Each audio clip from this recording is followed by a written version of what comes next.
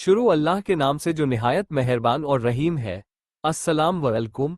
तो मेरे सुनने और देखने वाले बहन भाइयों, मैं आपको सुनाऊंगा उस वक्त के हालात जब सलीबी ये इरादा करके निकले थे कि रोए ज़मीन पर कोई मुसलमान जिंदा न छोड़ेंगे। 3 सलीबी रियासतों का क़ियाम, 1 लाख मुसलमान शहीद कर दिया जख्मी। इसके अलावा तो जनाब बंदे के चैनल को सब्सक्राइब करके हौसला अफजाई कर दीजिए, शुक्रिया। तो सुनिए सुल्तान का साया का अगला हिस्सा। मैदान जिहाद व किताल नहीं थमते, अब मार्के होंगे। अब अयूबी के रूहानी फर्जंद जिहाद व किताल की शमशीर बेनियाम हाथों में थाम कर मैदान कारजार में उतर आए हैं। रब्बुल मुस्तास अफीम की रहमत से अब हर उस सलीबी के हाथ और पांव काट दिए जाएंगे जो जुल्म के लिए किसी मुसलमान की तरफ बढ़ेंगे। वो आंखें निकाल देंगे जो उम्मत ए मुस्लिमा की किसी भी बेटी की तरफ बुरी नज़र से देखने की जुर्रत करेगी कि सलाहुद्दीन के रूहानी फर्जंद अभी जिंदा सलामत हैं। वो तुम्हें हर जगह जुल्म से रोकेंगे। जिहाद व किताल की शाहराह पर चलते हुए तेरे पीछे पीछे आएंगे। तुम्हें मजलूम व मजबूर मुसलमानों पर हरगिज़ जुल्म नहीं करने देंगे। जुल्म से रोकने को तुम हमारी कोशिश को दहशतगर्दी कहो या जूनियर बुश की तरह सलीबी जंग के आगाज का बुगल बजाओ, हम हर दम तैयार हैं। अपने रब्बा ए करीम की रहमत व नुसरत पर भरोसा करते हुए हम तुझे बावर करवा देते हैं कि इंशाअल्लाह तेरी तरफ से शुरू की गई इस सलीबी जंग का नतीजा भी वही बरामद होगा जो सुल्तान सलाहुद्दीन अयूबी के दौर में बरामद हुआ था।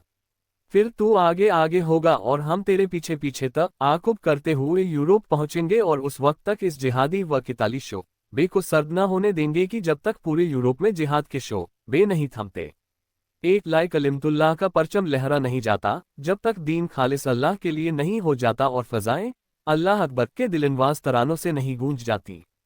इंशाअल्लाह वो दिन इनकरीब आने वाला है। इंशाअल्लाह अब अल्लाह ताला की रहमत से हर जवान दुनिया में मुख्तलिफ जगह जुल्म व जौर पर मबनी रवा रखी गई इन सलीबी जंगों के लिए तैयार हो चुका है। बस जरा सब्र की जबर के दिन थोड़े हैं, मसरत की घड़ियां आई ही चाहती हैं।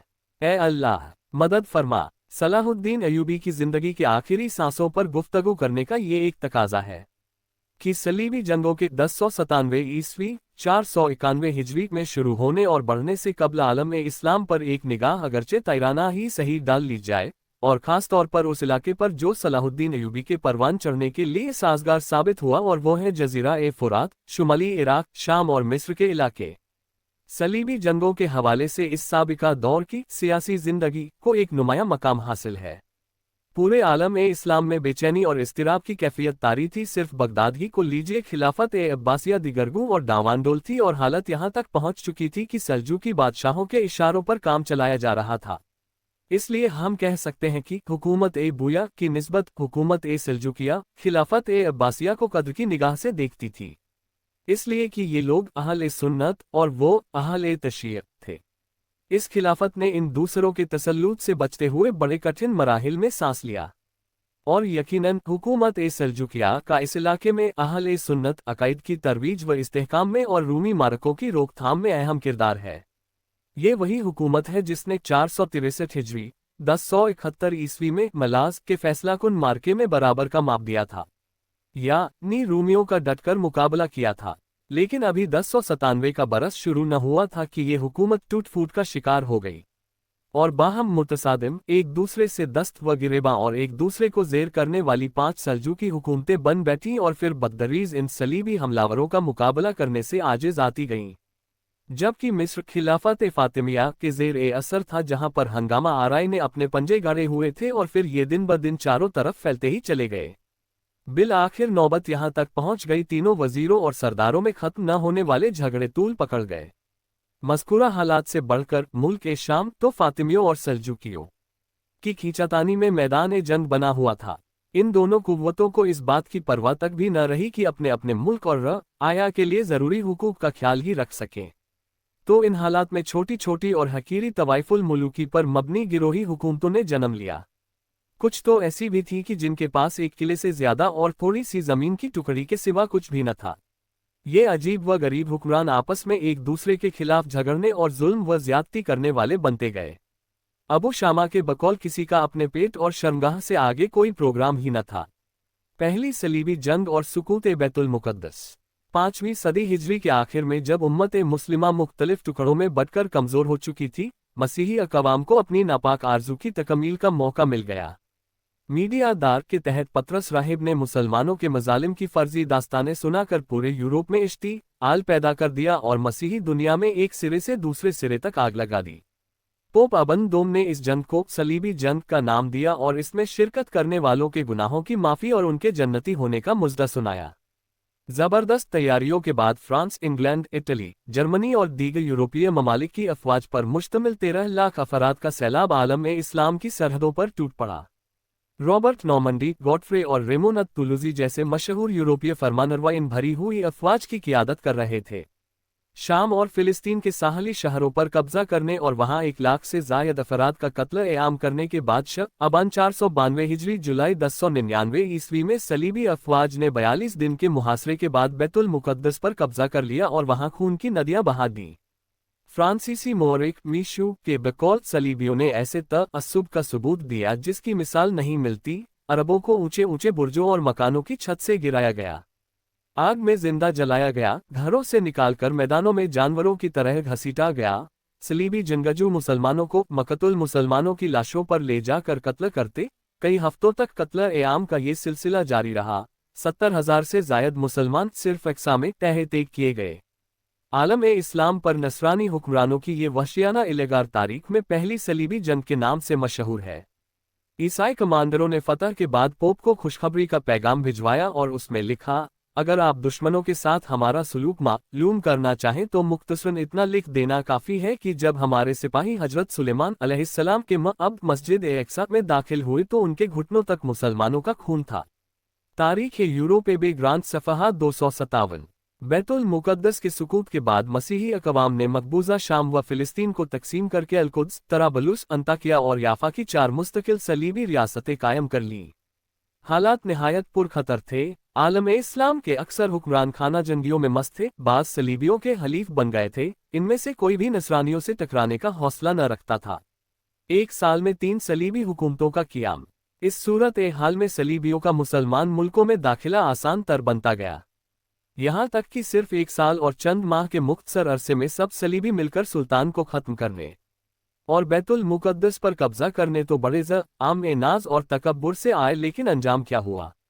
एक सलीबी मोरिक की ज़बान से सुने, वो अपनी नाकामियों का इक्तिराफ़ करते हुए लिखता है।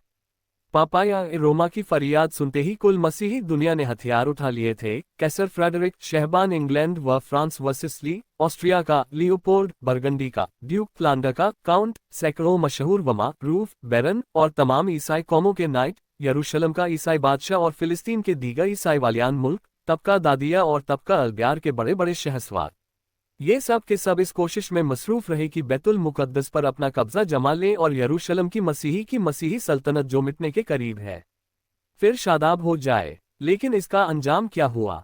इस अरसे में कैसर फ्रेडरिक फौत हो गया। शहबान इंग्लैंड व फ्रांस अपने अपने मुल्क लौट गए, जबकि उनके बड़े आली मर्तबत मुअज़्ज़ज़ साथी सरजमीन एलिया में दफन हो गए।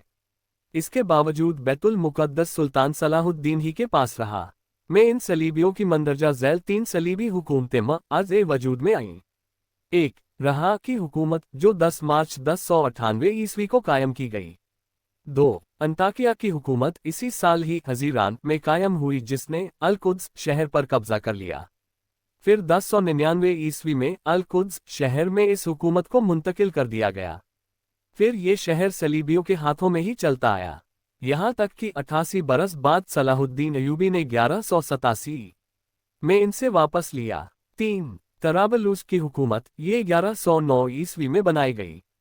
सलीबियों के इस तेज़ रफ्तारी से हुकूमतें बना लेने में हमें ज़्यादा हैरानी नहीं होनी चाहिए, क्योंकि हम गुज़िश्ता पशेमानकुन और ज़िल्लत आमेज़ असबाब देख चुके हैं, और इससे बढ़कर ये हालत देखते हैं कि हमारे इन किलों के वालियों और शहरों के उमरा में से चंद एक तो इन हमलावरों से बाकायदा ताउन भी किया करते थे।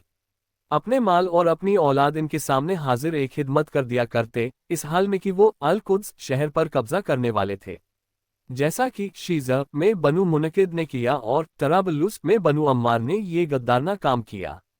और कुछ और भी हैं जो इनके नक्शे कदम पर चले, जो अपनी हकीरसी और जलील हुकूमतों को बचाने के एवज इस कौमी खियानत और जिल्लत पर राजी हो बैठे थे। का ज़माना तकरीबन 40 साल तक आलम-ए-इस्लाम पर जमुद तारी रहा।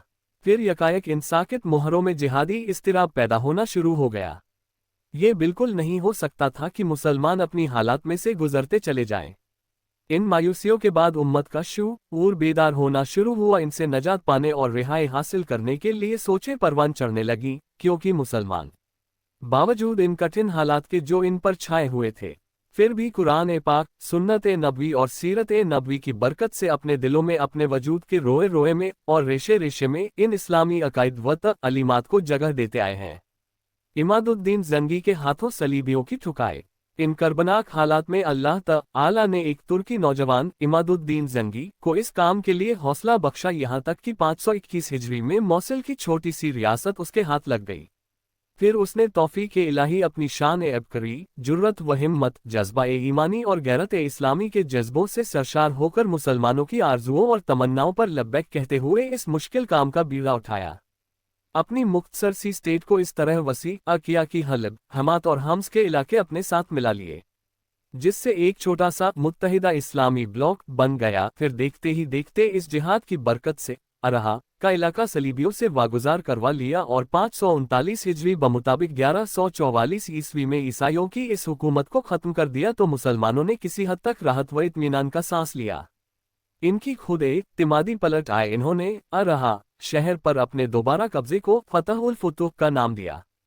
عماد الدین زنگی دمشق کے پے در پے حملوں نے عیسائی فاتحین کے دماغ سے تمام اسلامی دنیا کو زیر نگی کرنے کا خیال رخصت کر دیا، اور وہ فلسطین اور شام کے مقبوضات کے دفاع میں گویا اپنی بڑی کامیابی سمجھتے لگے۔ تتھاپی عماد الدین زنگی دمشق نے ان کی یہ خام خیالی بھی دور کر دی اور حسن بارین، البک اور ارہا کے اہم مراکز ان کے قبضے سے آزاد کرا لیے۔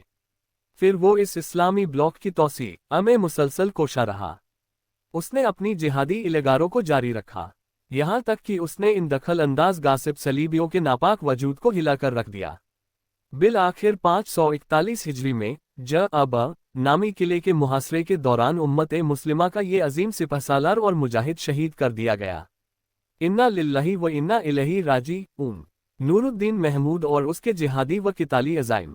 پھر اس کے ہونہار سپوت نور الدین محمود نے اس علم کو اٹھایا۔ جاری ہے بھائی جان، اگر آپ کو بندے کی یہ کوشش ذرا بھی پسند آئے ہے تو چینل کو سبسکرائب کر کے حوصلہ افزائی فرما دیجیے، یہ شکریہ۔ اپنا بہت بہت خیال رکھیے۔ اللہ حافظ۔